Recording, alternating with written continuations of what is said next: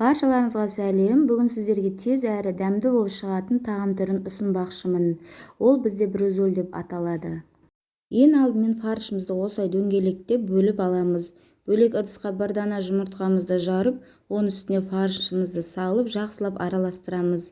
Кішкене ғана бұрыш себеміз.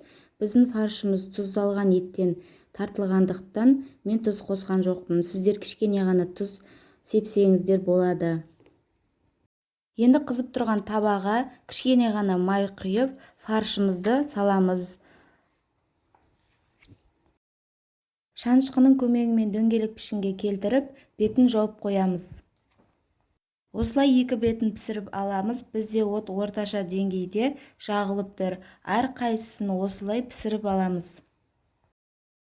Менде 4 дана брюзоль шықты. Сіздер бұдан 2 есе қылып жасағыларыңыз келсе, осы 2 жұмыртқа, 2 фарш салып жасауларыңызға болады. Ол кезде брюзольдарыңыздың көлемі үлкендеу болу керек. Қасына гарнирге мен де спагетти салдым. Сіздерге басқа гарнирге пюре, күріш берсеңіздер болады.